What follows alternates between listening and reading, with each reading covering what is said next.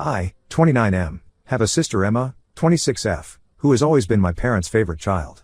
This isn't just my perception, it's a fact acknowledged by everyone except my parents, 54M, 52F. I need to give you some background to understand why I'm so angry about their recent demands. From the moment Emma was born, I became invisible in our house. Before her, I was the center of my parents' world. After her, I barely existed unless they needed someone to blame for something. Every milestone, every achievement of mine was overshadowed by whatever minor thing Emma was doing at the moment. When I was 10, I won the state science fair. My parents didn't come because Emma had a dance recital. I got a trophy and recognition at school, but at home, all they talked about was how Emma got to be in the third row of dancers. This pattern continued throughout our childhood. If Emma wanted something, she got it immediately. Dance lessons? Done. Horse riding? Done. Piano lessons? Done. When she got bored after 3 months and wanted to quit? No problem. But when I asked to join the robotics club at school, which cost way less than any of her activities, I was told we couldn't afford it. I had to mow lawns all summer to pay the $200 fee myself. I started working part-time jobs when I was 16 just to buy basic things for myself. Meanwhile, Emma got a new phone every year, designer clothes, and whatever else she wanted. My parents always justified it by saying she needed these things for her social development. What about my development? Apparently, that wasn't important. But the worst betrayal came when I was 18 and ready to go to college. Throughout my childhood, my parents always talked about the college fund they had for each of us. They used it to motivate me: study hard, get good grades, and you'll go to a good college. Well, I did my part. I graduated as valedictorian, got accepted into several top universities, and was ready to start my future. That's when they dropped the bomb. My parents sat me down and told me there was no money left for my education because they had to use it for family emergencies. I was devastated but initially understood. Emergencies happen, right? But something felt off about their explanation, so I asked my aunt, Mom's sister, about these emergencies. The truth made me sick. These emergencies were actually Emma's shopping trips to Paris and Milan. My college fund, which had around $80,000 in it, was spent over 4 years on her shopping sprees, a fancy Sweet 16 party that cost $30,000, and various other essential expenses for Emma. When I confronted my parents, they justified it by saying Emma needed these experiences for her personal growth and that I was smart enough to figure out college on my own. I had no choice but to take out massive loans and work multiple jobs to put myself through college. I worked as a janitor in the mornings, attended classes during the day, and worked at a convenience store at night. I barely slept for 4 years. My grades suffered because I was constantly exhausted, but I managed to graduate with a degree in computer science. 3 months before my graduation, Emma got engaged to her high school sweetheart, William, 27M, and decided to have her wedding the same weekend as my graduation. Instead of trying to attend both events or talking to Emma about changing the date, my parents simply told me they couldn't come because Emma's wedding is more important. It's a once-in-a-lifetime event. Let that sink in. My sister deliberately chose my graduation weekend for her wedding, and my parents didn't even try to work something out. They could have attended my graduation in the morning and her rehearsal dinner in the evening.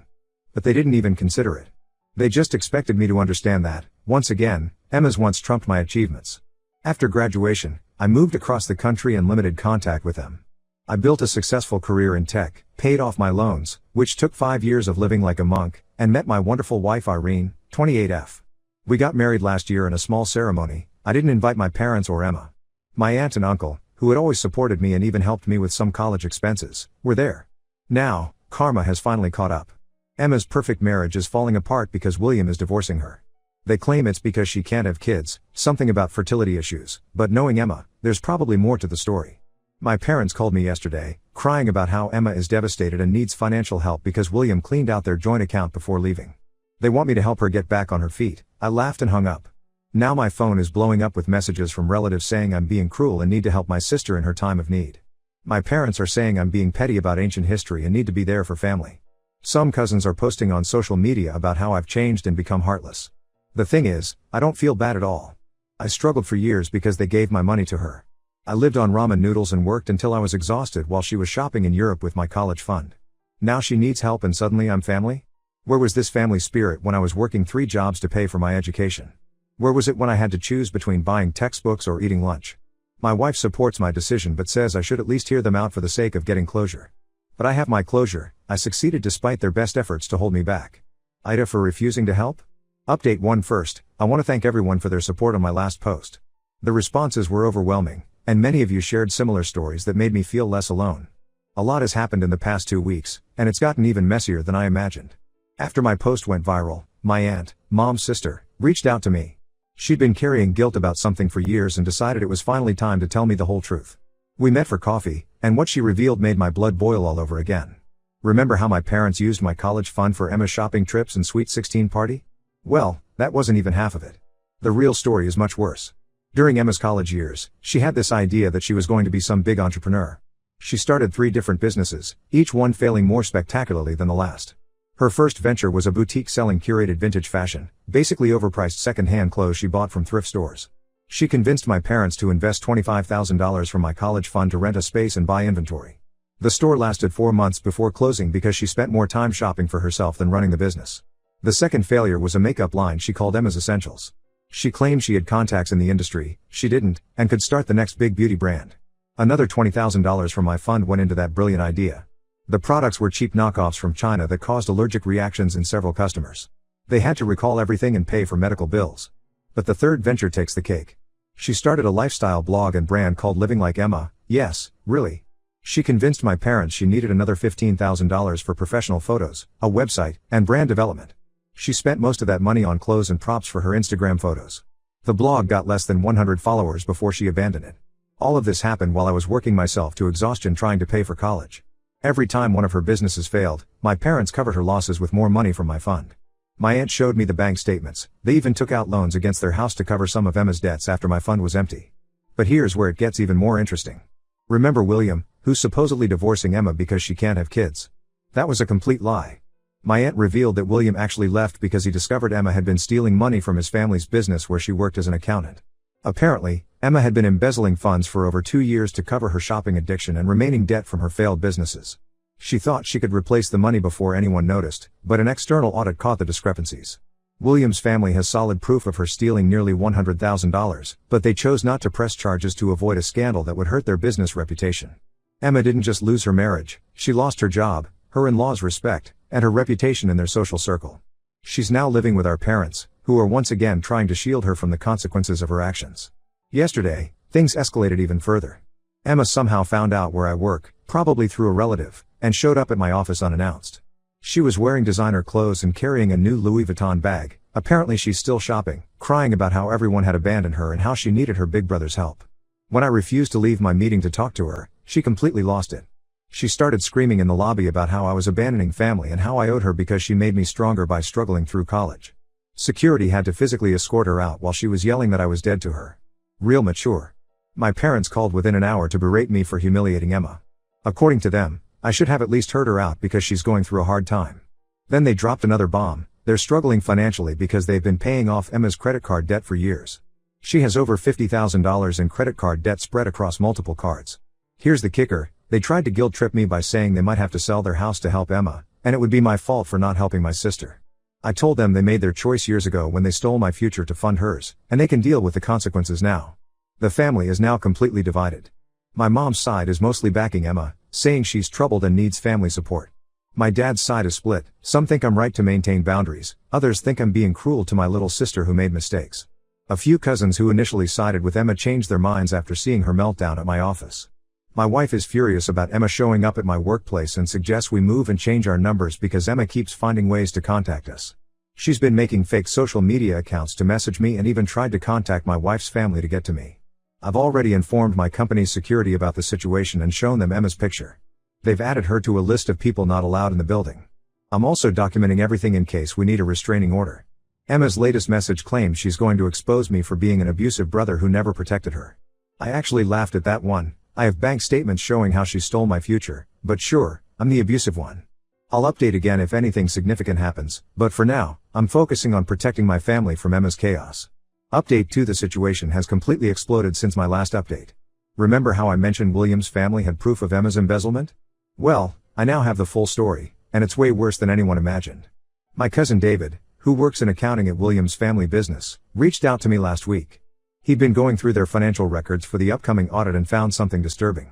Emma didn't just steal from the business accounts, she also drained William's grandmother's retirement fund. David sent me copies of all the documentation. Over 2 years, Emma had been systematically transferring money from various accounts, including a special trust fund set up for William's grandmother's medical care. The total amount stolen was around $87,000, almost exactly what my college fund was worth.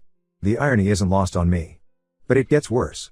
Emma had been doctoring the financial reports to hide the transfers, making it look like the money was going to legitimate business expenses. She even created fake invoices from vendors. The only reason they caught her was because William's grandmother needed emergency surgery, and they discovered her medical fund was empty. When I confronted my parents with this information, they broke down. Turns out they knew about Emma stealing all along. William had come to them 6 months ago with proof, hoping they could talk sense into Emma. Instead, they borrowed $30,000 from their retirement savings to repay part of what she stole, promising to pay back the rest. They admitted they've been secretly selling their possessions to cover Emma's debts. Dad sold his classic car collection, and Mom pawned her jewelry. They even took out a second mortgage on their house. All to protect their precious Emma from facing consequences. Yesterday, everything came to a head. Emma showed up at my house at 2 a.m., completely drunk. She started throwing rocks at our windows and screaming about how I ruined her life by spreading lies about her. One rock almost hit my wife, who was closing the blinds. We called the police, and when they arrived, Emma tried to run. They caught her trying to get into her car, while drunk, and arrested her for disturbing the peace and attempted DUI. When they searched her purse, they found something interesting, 6 credit cards in our parents' names that they knew nothing about. Turns out Emma had been stealing our parents' mail and opening credit cards in their names. She maxed out all of them, racking up over $40,000 in fraudulent charges. The police found high-end clothing receipts, hotel bills, and spa charges, all while she was supposedly struggling and needed family help. My parents are now begging me to drop the charges. According to them, a criminal record would ruin Emma's future. They're threatening to disown me if I don't help get the charges dropped. I told them they basically disowned me years ago when they chose her over me, so their threat means nothing. William's family is finally pressing charges for the embezzlement too. They were willing to keep quiet when they thought it was just company money, but stealing from an elderly woman's medical fund crossed a line. Emma is looking at serious charges now. The family is in chaos. My parents are facing bankruptcy because of Emma's identity theft. They're trying to play the victim now, saying they never knew their daughter could do something like this. But their text messages, which David found on the company phone they gave Emma, prove they knew about her stealing for months. Some karma, the expensive Louis Vuitton bag Emma was carrying during her office meltdown? Bought with a credit card she opened in our mom's name. She used our parents' stolen credit cards to maintain her image of success while crying about being abandoned. Emma's now calling me from jail, alternating between threats and begging. She claims she'll tell people I abused her as a child if I don't help her. I've saved all these messages for the police. My lawyer says her threats will only make things worse for her case. The most shocking part? Some relatives are still defending her. They're saying she has a shopping addiction and needs help, not punishment. These are the same people who said nothing when my parents stole my college fund. Apparently, stealing from family only matters when Emma's the victim. I've hired a lawyer to protect myself and my wife. We're pressing charges for the vandalism and harassment. Emma made her choices, and now she can face the consequences without me softening the blow. Update 3. This will be my final update. Everything has finally come to a head, and I need to close this chapter of my life. Emma's legal troubles have gotten worse. The prosecution found evidence of more stolen money. Apparently, she didn't just steal from William's family business and our parents. She also embezzled money from her previous job and 2 charities where she volunteered as a treasurer. The total amount stolen is now over $200,000. She tried to plead not guilty at first, but with the mountain of evidence, her lawyer advised her to take a plea deal. She's facing 5 to 7 years in prison for multiple counts of embezzlement, credit card fraud, and identity theft. William's family pushed for the maximum sentence after discovering she'd stolen money meant for their employee pension fund too. My parents lost everything trying to cover Emma's tracks. They had to sell their house and most of their possessions to repay some of her victims. They're now living in a small 1-bedroom apartment and still have over $100,000 in debt from all the credit cards Emma opened in their names. Here's where it gets interesting. They showed up at my house last week with suitcases, claiming they needed to move in with me because they're still my parents despite everything. They didn't even ask, just expected me to take them in. When I refused, my mom actually tried to guilt-trip me by saying they wouldn't be in this situation if I had helped Emma earlier. I told them to ask their golden child for help. Oh wait, she's going to prison. My dad started crying about how they're too old to start over, and Mom said I'm killing them by refusing to help. I reminded them about all the times they watched me struggle and did nothing. They left when I threatened to call the police. The best part? They're still defending Emma. According to them, she just made some bad choices and needs family support now more than ever. They're trying to organize the family to help pay for her legal fees. Some relatives actually contributed money, the same ones who knew about my college fund and did nothing. My wife is due in 3 months, and we're not taking any chances. We've sold our house and are moving to another state where I got a better job offer. We've changed our numbers, emails, and all social media. Only my aunt and uncle, the ones who helped me through college, know where we're going. Emma tried one last manipulation tactic from jail. She sent a letter claiming she's pregnant with William's baby and needs family support. A quick check with William's lawyer confirmed it's a lie. She can't have children due to a medical condition she's had since her teens.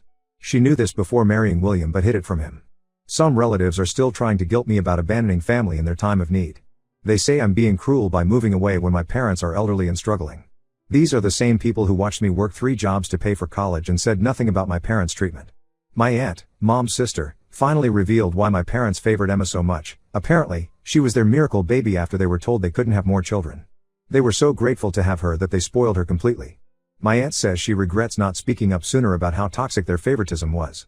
I've gone fully no contact with everyone except my aunt and uncle. I won't let my child grow up watching their grandparents favor other kids over them. My wife and I are focused on building a better future, free from my family's toxic dynamics. Some days I feel a tiny bit guilty, but then I remember all the nights I went hungry in college while Emma was shopping in Paris with my money. They made their choices for 29 years. Now they can live with the consequences.